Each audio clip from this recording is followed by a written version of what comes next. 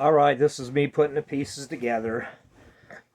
There's a lot I haven't told. How many different attempts people come after me, how many different places. Followed up to Washington, followed through Shasta, Lake Shasta up there in the mountains somewhere. Broke up with my girlfriend up there. Down to Tempe, Arizona, down to Blythe, all the way up to Needles. I've traveled, I don't know, say in the last 10 years, who knows how many thousands of miles being homeless. I'll hop in cars, meet people, drive places, land, live there homeless. Plus, when I'm walking around homeless, when I'm homeless over the last 10 years, 15 years, I've walked around 5, 10, 15 miles a day. I do some walking. I like it. Physical person, it makes me feel better. It gets rid of my stress. Plus, I ain't really got nothing to do. Don't have a job and stuff. So I like traveling around what little I can. So you've got that black person. He's a security guard. In the white car, another truck with a county emblem on it, his wife or girlfriend, whoever it is, and a white Jeep follow me around, and that white truck, which is 23411 on the last 5 digits of the license plate. Now, how would I know that plate if and describe the guy? A big white guy, heavy, 50-ish, 45-ish, 5'11", 240 pounds, and it looked like a Ranger truck or something. Now, unless I just happen to see him drive through Yucca Valley, but if he was questioned, find out where he lives. If he lives in Corona or Riverside, yet I see him up here, and I've seen him in a bunch of places, but this is where I grabbed his plate. Now, that don't matter so much. Can't prove anything, and there's really no crime. I ain't dead. I may have been chased, stalked, but you can't prove that, and a crime ain't a crime until a cop catches somebody and convicts them of the crime, as far as I know, until then it's alleged. But anyways, this happens all over the place, all the time, so that don't even mean anything. So the key thing is here, let's focus on so much money involved chasing me around, so much time, so much energy. These people grew old chasing me around. I grew old, didn't even know they were there. Till, like I say, I got here and I figured it out. So put the pieces together. It's as simple as this. I gave my brother $10,000 about 25 years ago or so. He did identity theft in my name and ran me like $125,000 at least in tax debt. How much money did he get out of that? I have no idea. Did he buy and sell land? Did he run a trucking business? Is probably what he did because we were truck drivers at the time. What crime did he commit? Like I said, he's ran those tickets in my name, 13 of them. I had to go appear in court. I didn't even understand it back then. I just wanted my license. Uh, who knows what other white-collar crimes he's committed. So, this is the way I see it. After I gave him that $10,000, he hired a hitman. It was a Mexican guy at the time. He chased me around in this lowrider from Corona to Riverside when I was out there, hunting my money. Wanted my money. Hey, I gave you 10 grand. I'm homeless, where's some of my money? My brother was already rich then. I didn't even know. He was already getting rich then. This was years after I lent him the money. Okay, so he was already getting rich. He already had the hitman on me, following me. I didn't know. Okay, but I could look back and see that white car going all the way back to about the time, about 20 years ago for sure. Now, let's go with this. Who is the man in the white car? Well, it's as simple as this. My brother, painting the picture, he hires himself a security guard, a private security guard. Excuse me. The black guy is a security guard. He wears a security outfit. But if he's following me all the time, where's he earning his money? He's got to be being paid somewhere. So my brother, this is just theory. I don't know. You got to get behind the scenes. So my theory is simply is my brother hired this security guard to follow me around, and anytime I went and I got made friends with people, the security guard would go tell him how bad a person I am, and he had the authority of a security guard. This is the way he worked it. I could tell just by looking from the scenes. This has gone on for years. I've been watching from the outside for years. Okay, so then that's why people stopped talking to me. That's why, the bank lady, the lady in Hemet and the fish food place, I left information on this. Brad, tomorrow's newspaper book, that disappeared. Karina, I gave her paperwork at Housing Authority, and that disappeared too. And the black man in a white car and a security outfit was there in Moreno Valley. So did he talk to her? That paperwork never got to housing. Karina told me her husband loved it. Nobody knows what happened to it. Well, Karina should be questioned at Housing Authority because she knows who this black guy is. Okay, let's continue. So he's a security guard hired by my brother to follow me around. If I'm getting high in a bush, call the cops. If I'm way out there in the middle of nowhere, hire the heroin hit people to come after me. I've seen at least 20 to 50 different speed people and heroin people stalking and chasing me around over the last 3 or 4 or 5 years. I got a heroin contract on me. This is a hit. These people aren't doing it for no reason. Especially me, I'm hard to follow. I walk a lot, I dip low in the weeds. I don't do anything but sit around and drink, smoke a little weed if I got it, and watch everything that goes on. I'm like an analyst. I just sit around and watch things and analyze things and listen to a lot of end time scenario, news, economical information on the YouTube, a lot of eschatology information, a lot of consciousness information. I'm just more of an analyst. So I'm sitting around. Now, with these guys following me around, there's one heck of a lot of money. There's a lot of motivation. Okay. And when you got a couple, 3 or 4 people follow me around for a week, and they're all wired up on dope, following me, running me to death day and night. That's how they do it. They just keep running you.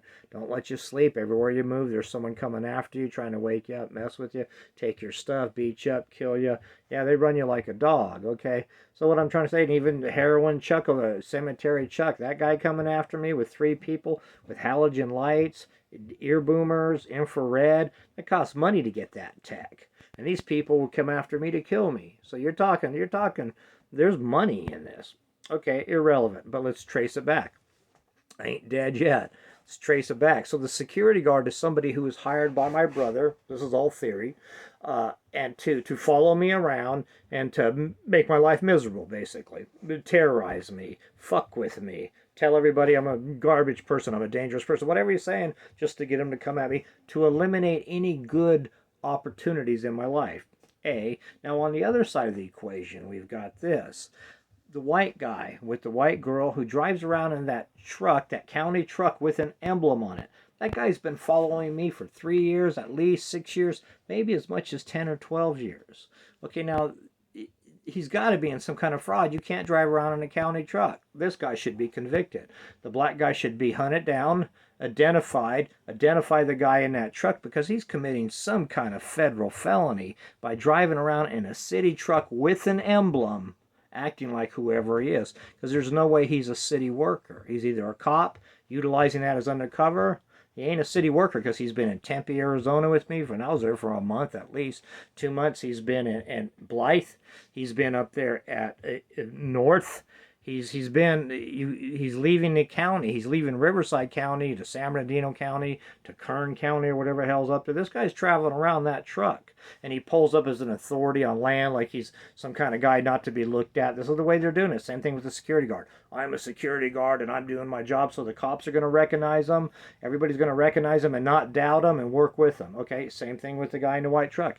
Now the black guy's not calling the cops. He's the dirty one. He's the drug dealer hiring people to kill me. So he's on one side. Now on the other side of the equation, this is why my brother Bill's so good at this. Lucky to be alive. This is high-level criminal activity. If somebody can do something, I can't but make reports. So now the guy with the emblem truck, the white guy in the white truck, now him and his wife follow me around, and when I go into a store, they go in there. Now if I'm sitting underneath the tree, they call the cops on me. I'm just sitting there drinking a beer, usually drinking. Okay, and open container in public. Okay, wow, get the helicopter to vector over the top of me. Now they're painting me out like I'm some kind of whatever. It doesn't matter. I don't get to hear what they're doing. I just see the repercussions when they talk to people and people just pushing me out of the way. But that don't mean nothing to me. I grew up alone in an abused scenario. I'm used to being alone. I'm expecting to be alone the rest of my life. So if somebody don't like me or nothing, that don't mean anything. I'm me. I'm a happy, positive person. I'll enlighten whoever, discuss whatever nice things, do whatever I can for people. And if people don't want to talk to me, I'm good with it. I'm just passing through this life. You know what I mean? I got no family. And so that kind of thing. So the key element then is that this is how it's worked. My brother hired a security guard. This tall white guy and white girl have known my brother for a long time. So they're his friends. They all got to be being paid gasoline, time, energy, When I go live homeless in a ditch for 2 months and they're always around me, what do? Got an RV? They're towing with them? Do they rent motels? I mean, they can't live in their car all the time. They're not like me. I'm an animal. I could live in the dirt. They can't. They're clean. They got to eat. They got to shower, wear nice clothes. They got to groom and rest. And, I'm the one they're running to death. So if they got a motel and the black guy goes in for a while and sleeps and the white guy team watches me and then they switch back and forth 12-hour shifts, whatever, it's still, they got to spend the money, gasoline, time, energy, room and board, wherever it's at. It's just been going on for 10 years, maybe 15 years, at least 6 years hard. I'm just saying there's a lot of money involved in this. So what happened, my brother hired the security guard. He's paying the security guard. He has to be paying him. There has to be money channeled between the two. He couldn't afford it, even if he got an SSI check. The black guy couldn't afford it. The security guard couldn't afford it. And if he's working as a security guard, he can't be there on top of me all the time. And I've seen him all the way up there off the 299 going through Trinity on these windy roads up in Eureka. This guy's being paid. So there's a channel of money going between these guys. Same thing with the guy with the emblem. There has to be a channel of money coming to him. So this is the way they work it. My brother's got this team working on me. The white people call the cops on me. If I'm anywhere, in a park, they generate this fear and hate, like, this guy's a bad guy and we need to stop him. And then that brings the cops in and that brings the crime watch in. And then they get like the one when I was in the park. They say, well, you're the guy who raped that girl. I don't even know who the girl was. I wasn't even up here at the time. I was still down there in Blythe when that happened. You can check my cards. So this thing is so what they do is they put that on me. Then that gets all the heroin addicts that want to come after me and kill me, hating on me. It gets all the good community people. So when I'm walking down the street, I got good people tracking me, waving at me, tormenting me, fucking with me. And then I got heroin addicts driving by, looking at me like I'm a piece of meat, going, fuck you, you better not come out of your house. And then every once in a while a cop pops up and there's the black guy sitting over there tinted up in his car and there's the white guy in his truck acting like he's somebody doing good. Now this is a shit show if I've ever seen one, folks. So I'm just trying to say my brother knows this group of people and from there it pans out. The white people have their friends, they got to be relatives or friends in that white Jeep who followed me up when I left Coachella Valley Mission and I was coming up on a bus up here. They got right behind the bus and was sitting there jeering at me and looking at me. If that bus has a camera that looks out that back window, you can see the two people, the Jeep, right on the ass end of the bus. And if the camera was good enough, you can get the license plate of those people stalking me. I told you, there's a lot of people. And when I came up on that bus, you know who was standing at a bus stop once I landed up here in Yucca? That same kid that left Coachella Valley Mission at 4 a.m. and flew out the back door when I left because he knew I was leaving. I had my sleeping bag. And he's the same one that was up there. So you see, it's just drug addict criminal team coming after me, trying to clock me. And I move around a lot. I live in a ditch. I'm an animal. I'm really hard to kill. There's no question about that. But the key thing is there's a crime here, and that's my theory of who these people are, driving around, stalking me, lining me up for hits. I've had at least 10 attempts on my life. And Christmas, when it got bad, that was with 3 people, halogen light, night gear, listening devices, military people coming at me in the bushes and Desert Hot Springs. Now, once it got to that ugly state. And then when I went to Coachella and I came out of there, sure enough, the team was all over me. I come up here to Yucca. Somewhere in there, they get me involved, and you got citizens on patrol, and you got cops looking at me. You cops know who these criminals are stalking and chasing me. I just can't prove it. They got full deniability. They got authority. I'm a homeless, mentally ill, drunk guy running around. But this is what's going on, and this information is specifically for homicide investigators or for FBI investigators in case I get clogged. I won't even report this because I don't think it'll have any effect. I have no evidence, no proof. I mentioned this to Officer Dillon twice.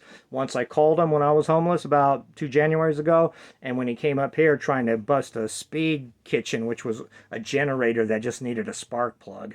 And I told him about it then. Oh, no one's chasing you. Yeah. But Dillon's a greenhorn. He's a young cop. He doesn't have the high intelligence that an investigator or a seasoned officer has. So, hey, he's good for what he is, but this problem is a high-level problem. It's going to take a high-level intelligent human being. It's going to take a high authority to even address it. I'm going to roll out of here, so if I get chased, I'm going to be taken license plates, which I should have done already on that white car. I just didn't know. And I'm going to be giving them to the cops everywhere I go. This is my strategy. Worst case scenario, I will file a police report in the next county I'm in if I'm followed. Thank you for your time.